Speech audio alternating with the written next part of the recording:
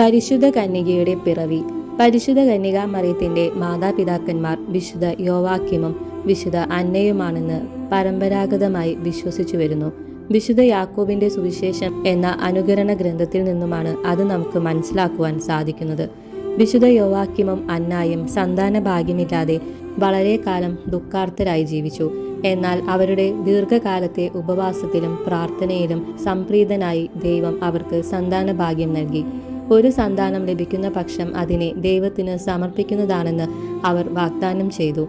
അപ്രകാരമാണ് പരിശുദ്ധ കന്യകയുടെ ജനനം. സകല സൃഷ്ടിജാലങ്ങളും ഒരു പരിത്രാതാവിനു വേണ്ടി കേഴുകയായിരുന്നു. എന്നാൽ മർത്യനായി അവതരിക്കുന്ന ദൈവത്തെ സ്വീകരിക്കുവാനുള്ള യോഗ്യത മാനവരാശിയിൽ ആർക്കും ഉണ്ടായിരുന്നില്ലല്ലോ.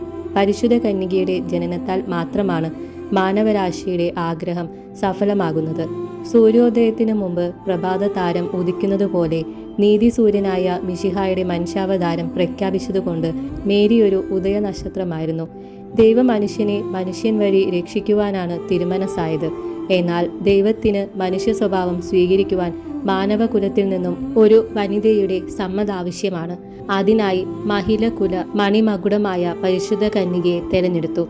അവൾ അമലമനോഹരിയും അമലോത്ഭവയുമാണ്. പരിശുദ്ധ കന്യകയുടെ ജനനം ഭൂലോകത്തിന് ഏറ്റവും വലിയ പ്രത്യാശ നൽകി. അവളുടെ ജനനത്തോടുകൂടി പരിത്രാണ പരിപാടി ഉദ്ഘാടനം ചെയ്തു. സ്വർഗവാസികളും അന്ന് സന്തോഷിച്ചു. പിതാവായ ദൈവത്തിന്റെ ഓമൽ കുമാരിയും സൂതനായ ദൈവത്തിന്റെ മാതാവും പരിശുദ്ധാത്മാവിന്റെ മണവാട്ടിയുമാണവൾ. അവൾ പരിശുദ്ധ തൃത്വത്തിന്റെ ഏറ്റവും മഹത്തായ സൃഷ്ടിയാണ്. സന്തോഷ കാരണവുമായിരുന്നു. വിശുദ്ധർക്കും മാലാഖമാർക്കും അത് ആനന്ദ സന്ദായകമായിരുന്നുവല്ലോ.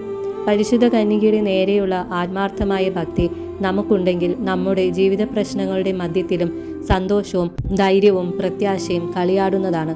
നമ്മുടെ കുടുംബങ്ങളിൽ മറിയത്തിന് നാം സ്ഥാനം നൽകുക.